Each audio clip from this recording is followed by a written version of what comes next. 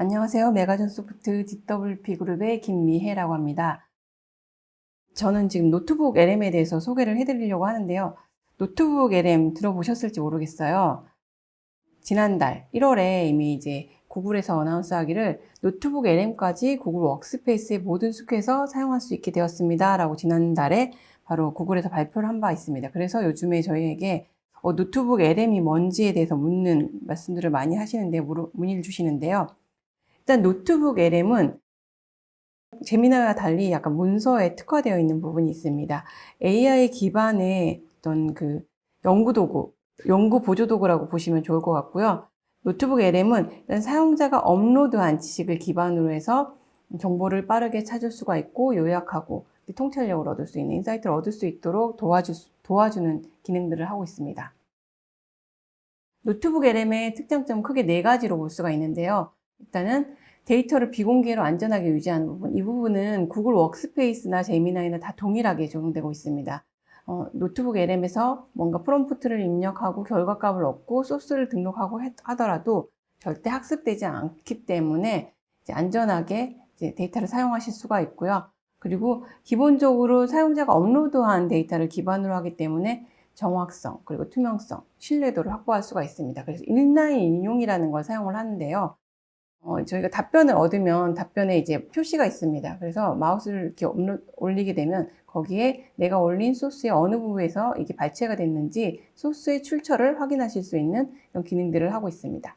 그리고 그 다음에는 노트북 LM 같은 경우에는 자료의 강력한 요약 기능이 가장 큰 특징입니다. 여러 개의 소스, 다양한 소스들을 업로드 하더라도 이게 빠르게 요약해주고 원클릭, 한 번의 클릭만으로도 기본적인 가이드를 생성해 준다라든지 추천 질문들을 쭉 만들어주기 때문에 이런 기능들을 이제 통해서 빠르게 저희가 인사이트를 얻을 수 있는 부분이 노트북 LM의 강점이고요. 그리고 텍스트, 그래프, 최근에는 오디오 부분까지 다양하게 지원을 하고 있고, 저희가 이제 언어에 대한 부분이 좀 고민이 많은데, 여러 가지 언어에 대한 소스들도 업로드를 하더라도 이제 도움을 받을 수 있는 기능들이 있습니다. 동작 방식은 크게 3가지, 단순하고요. 업로드, 챗, 크리에이트 3가지입니다. 업로드 부분에 있어서는 일단 사용자가 웹사이트, 그리고 슬라이드, 여러 문서들, PDF 파일들, 그리고 오디오, 유튜브 URL까지 이제 다양하게 업로드를 하실 수가 있어요. 그래서 업로드를 하실 수가 있고, 노트북당 최대 50개의 소스를 업로드 하실 수가 있습니다. 많이들 요즘에 이제 사용하시는 노트북 플러스 같은 경우에는 최대 300개의 소스까지도 지원이 되고요. 소스당 50만 개의 단어를 이제 지원을 합니다. 그리고 이런 업로드된 소스를 기반으로 해서 이제 노트북 LM과 채팅을 하실 수가 있거든요. 그러면 이 채팅을 통해 가지고 이제 정보들을 탐색할 수 있는 부분이 있고요. 그리고 이 노트북 LM에서는 오디오 개요, 그리고 브리핑 문서라든지 논문 개요 같은 부분까지도 빠르게 생성해주는 이런 작업들을 하고 있습니다.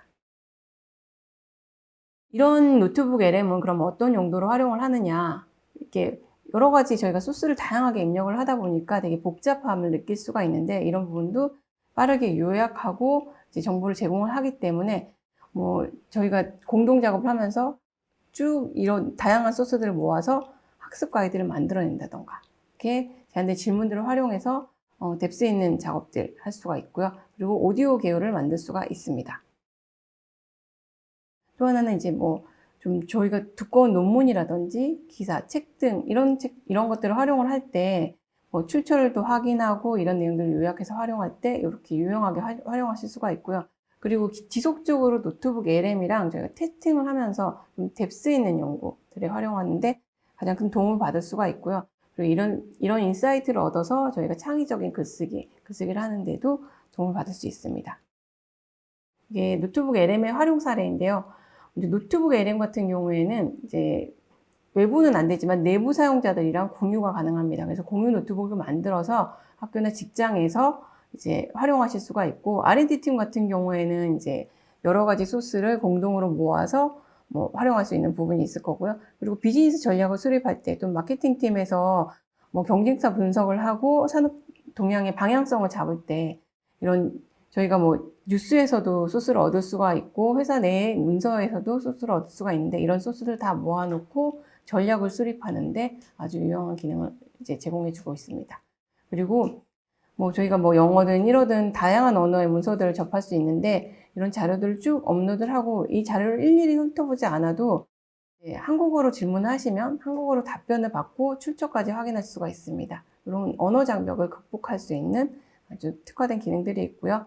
뭐 개인 같은 경우에는 뭐 회의록이라든지 뭐 세미나 자료라든지 이런 자료들을 모아가지고 정리할 수 있는 이런 부분들, 그리고 글쓰기 도우미 스마트 데이터 저장소로도 활용할 수가 있습니다.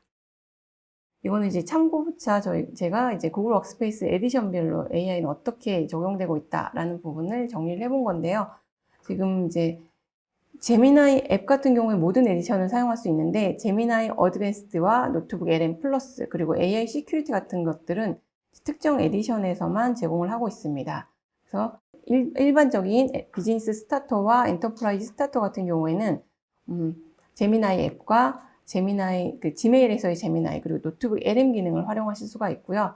비즈니스와 엔터프라이즈 스탠다드에서는 제미나이 어드밴스드, 그리고 노트북 LM 플러스를 사용하실 수가 있고, 모든 구글 워크스페이스의 사이드 패널이 나오는 제미나이를 활용하실 수가 있습니다. 그리고 아까 보여드렸던 구글 비즈까지 활용하실 수가 있고, AI 시큐리티 같은 경우에는 비즈니스와 엔터프라이즈 플러스 모델에서 활용을 하실 수가 있습니다. 참고해 주시면 좋을 것 같고요. 이 상태에서 노트북 LM을 사용하시려면 먼저 이제 어드민에서 해주셔야 될 게 있어요. 보통 이제 노트북 LM 같은 경우에는 웹브라우저에서 그냥 URL로 들어가시게 되는데, 지금 이제 노트북 LM이 안 돼요 라고 하시는 분들은 회사에서 아마 정책적으로 조건을 차단해 놓으셨을 수도 있습니다. 그때 이제 관리자에게 우리 회사 정책 방침상 이걸 온 해줄 수 있는지 확인해 보시고 요청을 하시면 이제 온 상태에서 노트북 LM을 사용하실 수가 있고, 온이 된 상태라면 이 노트북 lm.google.com으로 들어가셔서 사용하실 수가 있습니다. 지금 제가 만든 노트북 LM을 좀 보여드리려고 하는데요.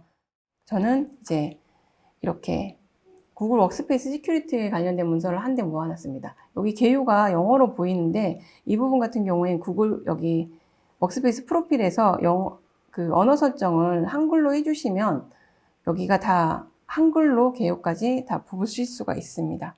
애드 소스에서는 가지고 있는 소스를 이제 업로드 하실 수가 있고요. 뭐 구글 드라이브에서 소스를 업로드 하실 수도 있고, 웹사이트나 유튜브 URL로도 업로드 하실 수가 있습니다. 텍스트로도 하실 수가 있고, 아까 말씀드렸지만 노트북 LM에서는 50개까지 소스가 업로드 하실 수가 있다라고 하면 노트북 LM 플러스에서는 300개의 소스까지 업로드를 하실 수가 있습니다. 그리고 이제 간편하게 여기 버튼을 클릭해서 스터디 가이드라든지 브리핑 닥을 만드실 수도 있고요. 그리고 오디오 개요를 생성하실 수도 있습니다. 여기 보시면 인터랙티브 모드라고 해가지고 베타 기능이 버튼이 보이는데, 이제 오디오 개요가 생성이 되면 이 인터랙티브 모드를 클릭하셔가지고 이제 이 AI와 같이 대화를 하실 수 있는 이렇게 기능이 있습니다. 보통 오디오 오버뷰가 어떤 기능이냐면, 이 모든 이제 닥스의 오디오 개요를 생성을 해주는데, 이게 뭐 우리가 알고 있는 약간 두 명이서 대화를 하는 형식, 팟캐스트 같은 형태로 나오거든요. 그때 인터랙티브 모드에서 손을 딱 들고 내가 이 대화에 참여하겠다 의사를 표시를 하면 같이 현재는 영어로 대화를 나누실 수가 있습니다. 그리고 쉐어를 통해서 이제 나의 노트북을 공유해 주실 수 있는데요. 뭐 내부에 있는 사용자들에게 공유를 하실 수가 있고, 웰컴 노트를 작성을 하시면 이제 이 노트북을 딱 켤 때 이 웰컴 메시지가 이제 다른 사용자에게 보여주실 수 있습니다. 그리고 이게 이제 약간 좀 활용할 수 있는 팁 같은 부분이 있는데요. 비오 액세스 할 때 전체 노트북을 공유해 주실 수도 있고, 여기 챗 온이 기능이 있습니다. 챗 온이 기능을 저희는 이렇게 활용을 해보셨으면 좋겠다라고 생각 들어서 챗 온이 기능으로 배포를 했을 때 어떻게 나오는지를 좀 보여드리겠습니다.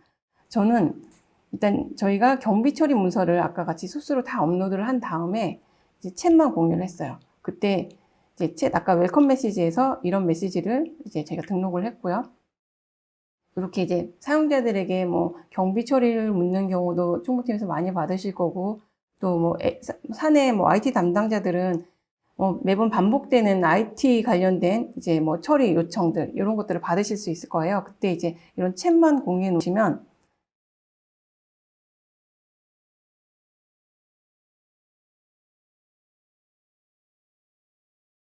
마치 우리 회사의 챗봇처럼 이렇게 질문을 해 놓으시면 여기서 바로 이 문서들을 기반으로 해서 답변을 받을 수 있는 이런 기능들이 있어서 유용하게 활용해 보시면 좋을 것 같아서 이렇게 이제 챗만 공유하는 기능까지 소개를 한번 해드렸습니다.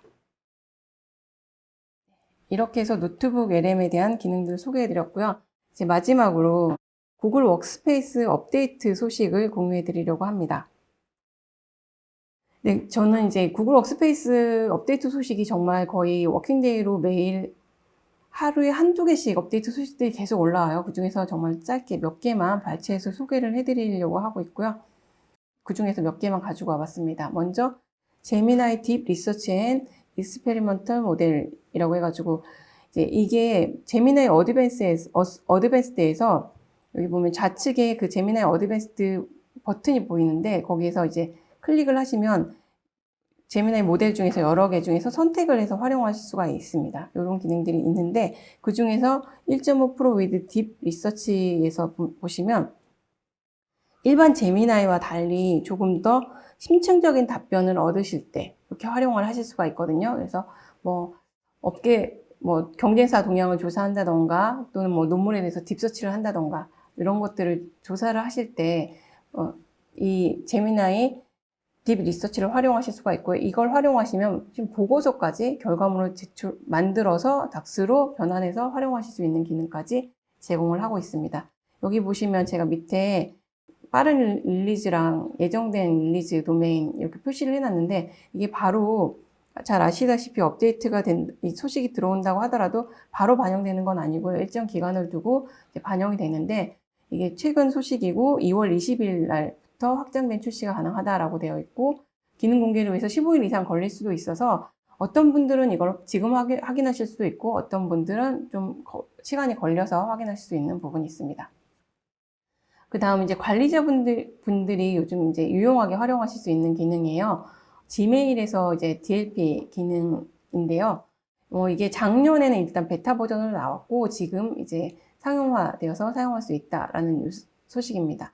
예전에는 지메일에서는 컨텐츠 컴플라이언스만 적용을 할 수 있었어요. 근데 이제 DLP 기능을 적용할 수 있어서 조직의 그 민감한 데이터를 식별하고 모니터링하고 제어할 수 있는 이런 기능입니다.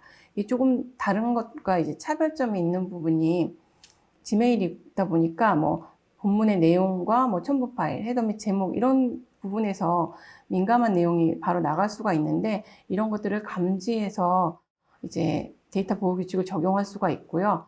그리고 이게 좀 장점은 회사의 데이터 거버넌스 요구사항이라든지 이런 용어라든지 프로세스에 따라서 경고 메시지를 맞춤 설정할 수 있는 부분입니다. 그래서 맞춤 설정을 해서 특정한 경우에 사용자는 솔직히 이런 부분을 정확하게 숙지하지 못하고 있을 수가 있는데 그런 부분을 사용자들에게 알림으로써 민감한 콘텐츠를 딱 공유를 할 때 알림 메시지를 해서 우리 회사에 이런 보안 정책이 있구나라는 걸 좀 더 숙지할 수 있는 부분도 있고요. 이제 관리자 입장에서는 민감한 콘텐츠 공유를 방지하는 데 도움을 받으실 수가 있습니다. 2월 18일부터 전체 출시가 가능하다라고 되어 있고 기능 가시성을 위해서 하루에서 3일 정도까지 소요된다라고 되어 있는데요. 그렇기 때문에 지금 아마 거의 다 반영되어 있을 거라고 생각을 하고 있습니다. 그리고 구글 챗에서 보드 탭 생성 기능입니다. 일단은 채팅의 특성상 흘러가 버린 메시지를 찾는 게 쉽지가 않잖아요. 그래서 내가 뭐라고 입력했더라 이런 이제 찾으면서 자료를 찾기도 하고 멘트를 찾기도 하는데 이런 경우는 이제 스페이스 관리자라든지 채팅방 오너 같은 경우에는 보시면서 이 부분은 늦게 이 스페이스에 들어오는 사람이라도 꼭 확인하고 이 자료를 활용했으면 좋겠다 싶은 거는 핀으로 고정을 하면 됩니다. 핀으로 고정하시면 여기서 이제 보드 탭이 별도로 생겨서 이 보드 탭에서 모아서 볼 수가 있는 기능이에요. 그래서 공지사항도 있고 자료를 고정을 해 놓을 수가 있어서 우리가 게시판에 공지 게시판을 활용하듯이 이렇게 활용할 수가 있습니다. 새로운 팀원이 합류하더라도 이 보드 탭만 확인을 하면 꼭 필요한 정보들을 확인하고 자료를 활용할 수 있는, 그래서 빠르게 이게 팀에 기여할 수 있도록 만들어주는 이런 기능들을 이제 론칭하였습니다. 근데 이 기능 같은 경우에는 일단 신속 빠른 릴리즈 도메인 같은 경우에 2월 13일부터 점진적인 출시가 된다라고 되어 있고요.